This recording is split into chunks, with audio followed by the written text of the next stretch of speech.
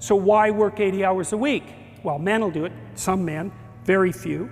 A handful of hyper-competitive men who are obsessed with hitting the pinnacle of the given dominance hierarchy they're in will happily work 80 hours a week, and they'll forego everything else. Relationships, family, children, way in the second category.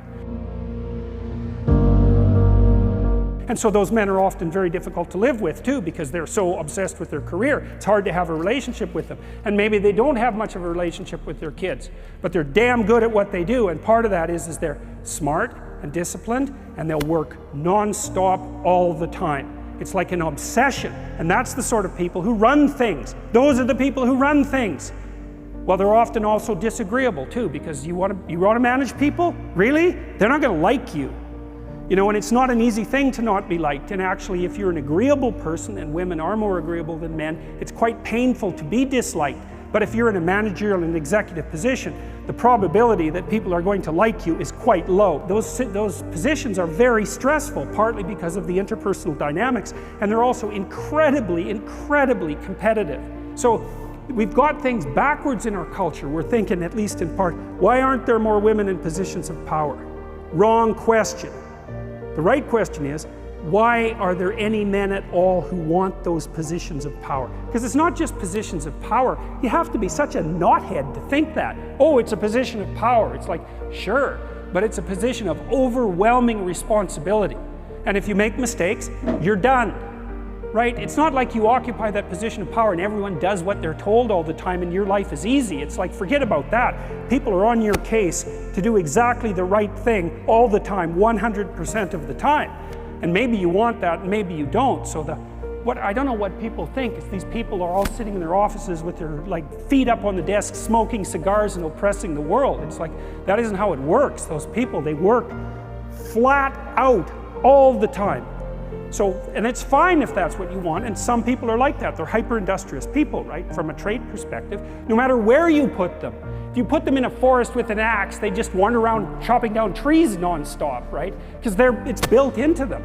But if you want to have a balanced life, and you should want that, you know, because the other thing you'll find, and this is God's gospel truth, is that the older you get, if you have any sense at all, the more important your family is to you. Like the utility of your career, maybe that peaks around 35 or 40, and it starts to decline pretty rapidly after that. And what happens, if you're fortunate, you have someone in your life that you love, that you've woven yourself together with, and you have some kids so that you have something to do from the time you're 50 till the time you're 80. And so it's a real mistake. It's a barren future without children, man, I can tell you that. It's a real mistake. And so we do a terrible job of say, putting that image forward and saying, well, yeah, now, you know, because women have access to the birth control pill now and can compete in the same domains as men, roughly speaking, there is a real practical problem here. It's partly an economic problem now, because when I was roughly your age, it was still possible for a one-income family to exist. Well, you know that wages have been flat, except in the upper 1% since 1973. Why? Well, it's easy. What happens when you double the labor force? What happens? You have the value of labor. So now we're in a situation where it takes two people to make as much as one did before. So we went from a situation where women's career opportunities were relatively limited to where they were relatively unlimited and there were two incomes, to where, and so women could work, to a situation where women have to work and they only make half as much as they would have otherwise. And now we're going to go into a situation, this is the next step, whereas women will work because men won't.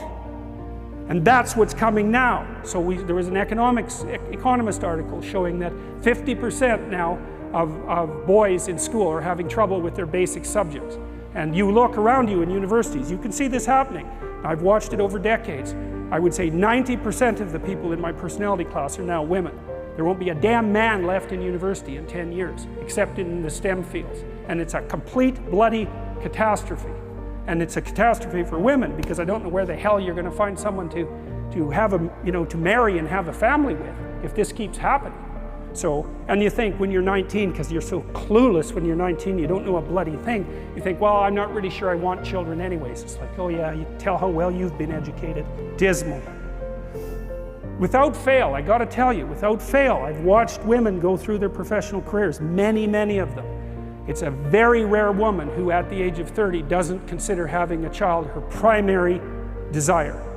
And the ones that don't consider that, generally, in my observation, there's something that isn't quite right in the way that they're constituted or looking at the world. Sometimes you get women who are truly non-maternal, you know, by temperament. They have a masculine temperament, disagreeable, they're not particularly compassionate, they're not maternal, they're not that interested in kids. Fair enough, man, but there aren't that many of them, and there's plenty who will not admit to themselves that that's what they most desperately want. Part of the way, and this is to think of a hierarchy as something other than a dominance hierarchy, because the dominance hierarchy theory is slightly flawed because it implies that the hierarchy is only based on power, right? But that's not right. Like, if you have a hunting party or a building crew or anything like that, a lot of what elevates one man above the other in the dominance hierarchy isn't power, it's competence. You know, so the best hunter has the highest reputation, or the best builder has the highest reputation, or, you know, it depends on what the hierarchy is devoted for, but the person who's best at that rises to the top. You know, all other things being equal. And that's often the case even if people don't like them very much. You know, we've done investigations into corporate structures where someone will be approved by a relatively large majority of the people who work for the company because they're hyper competent, but no one really likes them. You know, and so you can't really think of that as you know, either a popularity contest or something that's based on power. And I think that a decent hierarchy is almost never based on power. It's based on competence. Now, those two things get tangled up. But, well, so then you think one of the things that's going to make people prone to being successful is to feel some responsibility in relationship to their capacity to attain a goal in a group situation. And I think that's partly the origin of both conscientiousness and guilt and shame. We don't know why people are industrious. We can't figure it out. I have a sneaking suspicion. I told you that maybe part of it is that they want to win within a defined framework, and that might be associated with hypergamy. Now, one of the things you see is that there is a gender difference between men and women in relationship to conscientiousness. Not conscientiousness overall, but women are more orderly than men, and men are more industrious than women. And that kind of goes along with the hypergamy. So you remember, hypergamy is this tendency that I described already. That it's the case in among many types of creature. So there might be that as a motivation, although I don't think that you can simply say that men think that if they get successful, they're going to have more luck with women, although that's certainly a conscious realization on the part of many men.